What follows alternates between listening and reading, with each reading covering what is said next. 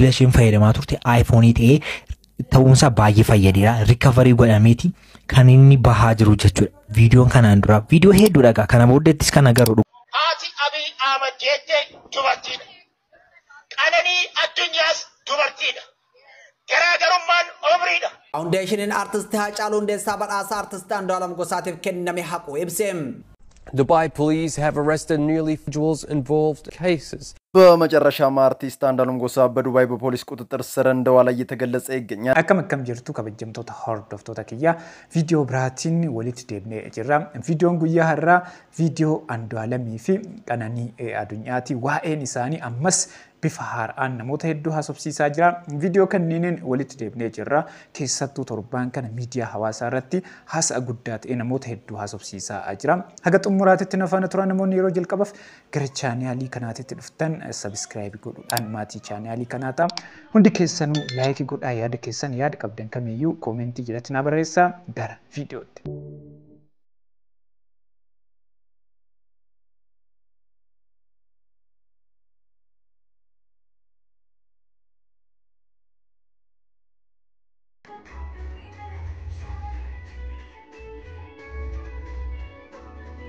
Viidiyoo fi suuraan kun namoota hedduu haasofsiisee akkasumas namoota hedduu gaddisiisee jira. Koomentiin hedduu yaadni hedduu viidiyoo kanaa fi suuraa kan irratti kennamee jira. Maatii isiitiin akka gadhiifamaa jiru wanti nu asirraa hubannu maalinni yoo jettani koomentii jalatti maal jedhanii barreessanii jirani please help us nu gargaara jedhanii barreessanii jiru. Waa'een isii dhimmi isii kun isaanii ol akka ta'ee jiruu fi baay'ee akka isaan yaachisaa jiru jala kanarratti barreessanii jiru. Baay'ee nama gaddisiisa. Inni biraa AI'dha. Viidiyoon kun viidiyoo isiitii miti. Suuraan kun suuraa isiitii miti jedhanii namoonni hedduu karaa garaagaraatiin yaada garaagaraa irratti kennanii jiru. Garuu suuraa fi viidiyoon isii kun AI'dhaan akka hin hojjetamne mirkanaa'ee jira. Gaafa Qananiin duute jechuudha gaa bilbilli Qananii obboleettii Andu'aalemtu irraa fuudhee ture. Bilbila sana irraa fuutee digaashee maal goote suuraas jala jiru kana guutummaan guutuutti haqxee jechuudha. Diileetii gootee jechuudha. Gaarummaa isaa garuu bilbila isheen fayyadamaa turte iPhone ta'ee ta'uunsaa baay'ee fayyadeera. Recovery godhameeti kan inni bahaa jiru jechuudha. Viidiyoon kanaan dura viidiyoo hedduu dhagaa kana booddeettis kan agarru dhugaa rabbii viidiyoo hedduu akka agarru abdii guutuu hin qabaani. Viidiyoo kana like share gochuu akka hin daganne namni obboleettii qabdanii haadha manaa qabdan dhugaa rabbiin isiin jedha. Kan hin qabne leeboon rabbii ijoollee durbaasii kennuu danda'a wanta ta'eef like gochuu akka hin daganne hedduu waan nama gaddisiisu dhagaa. Viidiyoon har'a gadhiifame gaa kun immoo guutummaan qaama ishee akka madaa'ee akka reebamaa turte booksiidhaan akka isheen dhaamaa turte harki ishee illee cabee jira. Iji ishee akka argitan itti bookokee jira. Wanta isheen hin miidhamin hin jirtu jechuudha. Qananii rabbi dhugaa keessiif habaasu jenna. Dhugaa rabbii baay'ee nama gaddisiisa gaa biyya Itoophiyaa kana keessatti artistii Haacaaluu Hundeessaa irraa ka'ee hanga kunoo hanga Qananii kanaatti illee wanti tokko dhugaan ba'e tokko iyyuu hin jiru jechuudha. Garuu dhugaan Qananii immoo ba'uuf jechaa jira jechuudha. Kun dhidhiittachaa jira gaa dhugaan Qananii ba'uudhaa fi yeroo isin du'an addunyaa kana irraa boqattu isin Andu'aalemii fi maatii Andu'aalemii wajjin akka jirtu hundi keenyaayyuu quba qabna. Asirratti wanti nu beekuu qabnu viidiyoon suuraan kun moobaayilii isii keessa akka badee ture jechuudha. Namoonni karaa garaagaraatiin kan dubbataa jiran viidiyoo fi suuraa kana bilbila isii keessaa kan balleesseeru obboleettii Andu'aalem Gosaati jedhamaa jira. Ministeera Abiy Ahmed Ali akkuma beekamu guyyaa aangoo irratti dhuftee irraa eegaltee dhiifama miseensota paarlaamaa gaafattee wanta ati dubbatte akka dhiifama naa godhaa haadha biyya galatan galchaa jettee turte. Haadha kootu guyyaa umriin isii amata 7 irraa nugusa taata jettee osoo naa'ee anis nugusa ta'uudhaaf osoo hojjedhu as ga'ee jedhe. Haati Abiy Ahmed jettee dubartiidha. Qananii Addunyaas dubartiidha. Garaagarummaan umriidha. Garaagarummaan isii takka ilmi nugusa ta'u isii tan ammoo hiyyeessa yookiin nama sagalee isiif ta'u dhabuudha.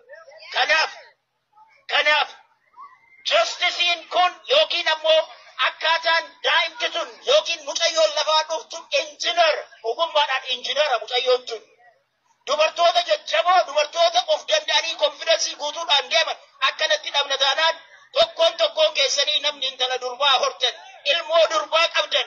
Ani ilmoo durbaa akka tasaadeen qabuuf duroo rabbinaa kennu hin beeku garuu ammoo ni gaddituudha. Hin gaddinu kan jettan taanaan hundi keessan uumee bakka jirtan irraa harka keessan ol qabaa hundi keessanuu. All of you, if you believe Kalani deserves justice. I think that's all about it. Say justice for Kalani. Justice for Kalani. Inni biraa ammoo iddoo garaagaraatitti jechuudha. Biyya keenya qofaa keessatti osoo hin ta'in biyya biraatittis hiriirri bahamaa fi jira jechuudha. Hiriira bahaa fi jiranii sagalee ta'aa fi jiranii justice for Qananii jedhanii. Foundationin artist Haacaaluu Hundeessaa badhaasa artist Andu'aalem Gosaatiif kenname haquu ibse. Foundationin Haacaaluu Hundeessaa dhimma badhaasa artist Andu'aalem Gosaatiin wal qabatee ibsa kenneetii jira. Foundationin Haacaaluu Hundeessaa kaayoo fi kenneta Haacaaluu Hundeessaa itti fufsiisuu fi guddina aartii muuziqaa afaan Oromoo keessatti gahee mataa isaa baachuuf kaayeffachuun hojiilee muuziqaa waggaa waggaan hojjetaman filannoo ogeessotaa fi sagalee uummataa wal dorgomsiisee badhaasaa turuun isaa ni beekama jedha. Kanaanis badhaasni Haacaaluu Hundeessaa guddina muuziqaa Oromootiif akkasumas dagaagina aadaa biyyaatiif gahee irraa eegamu bahachaa jiraachuu ibseetii jira.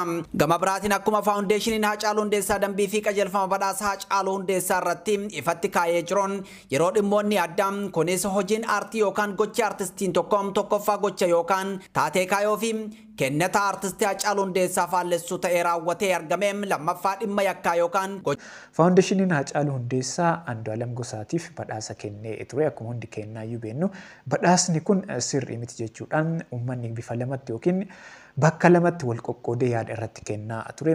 Maaliif yoo jettani Andu'aalem nama waan akkanaa hojjete waan ta'eef nama akkanaatiif badhaasni Haacaaluu hin barbaachisu jechuudhaan yaada irratti kennaa turani. Inni biraa ammoo Andu'aalem sirba kan hojjete osoo waa'ee kana yookiin dhimma kana keessa hin seenin dura waan ta'eef rakkoo hin qabu haa fudhatu jechuudhaan bakka lamatti wal qoodaniiti uummanni karaa lamaan yaada irratti kennaa turanii jiru. Isaanis kanuma irratti hundaa'uudhaan badhaasni kun Andu'aalemiif hin barbaachisu jechuudhaan badhaasa Andu'aalemiif kennan haqanii jiru jechuudha yaada uummataa dhagahuudhaan. Dubai police have arrested nearly individuals involved in cases. በመጨረሻም አርቲስት አንዱዓለም ጎሳ በዱባይ በፖሊስ ቁጥጥር ስር እንደዋለ እየተገለጸ ይገኛል። ለዚህም ምክንያቱ ከሰሞኑ በተለያዩ ሶሻል ሚዲያ ፕላትፎርሞች ላይ ለቀነኒ አዱኛ ፍትህ እየተጠየቀ ሲሆን እሱ ግን በይሳት ዱባይ ለመዝናናት እንደሄደ መረጃዎች ወጡ ሲሆን በዱባይ የሚገኙ ኢትዮጵያን ታሪክ ሰርቷል። ምን አደረጉ? በቀነኒ የተፈጠረውን ቤተሰቦቿን በልጃቸው አዘን ዳግም እንደተሰበሩ በመግለጽ ዱባይ ላይ እንደዚህ ያለው ተጠርጣሪ ለመዝናናት መምጣቱ እንደሚያሰጋቸው የገለጹ ሲሆን አሁን ማምሻውን የሚንቀሳቀስበትን መኪና በማስቆም በቁጥጥር ስር አውሎታል። ነገ ወይም ከነገ በስቲያ ዲፖርት እንደሚያደርጉትም ገልጿል። እውነት መቼም አትሸሸግም። Akka viidiyoon kun jedhutti yookiin akka odeeffannoon kun jedhutti jechuudha Andu'aalem Gosaa erga mana hidhaatii baheen booda eessa badee eessa jira jedhanii namoonni hedduu karaa garaagaraatiin barbaadaa turanii jiru. Akka odeeffannoon kun jedhutti jechuudha Andu'aalem Gosaa Dubaayin akka deemee jiruu fi yeroo ammaa kana poolisiin Andu'aalemin to'annoo seeraa jala akka oolcheeru dubbataa jira. Viidiyoon guyyaa har'aa kana fakkaata. Yaada keessan yaada qabdan kamiyyuu koomentii jalatti na barreessaa. Namoonni haga ammaatitti ilaaltanii maatii hin ta'in maatii ta'a hundi keessanuu laayikii godhaa ana wajjin viidiyoo itti aanuun wal agarra. Hanga sitti yeroo gaarii.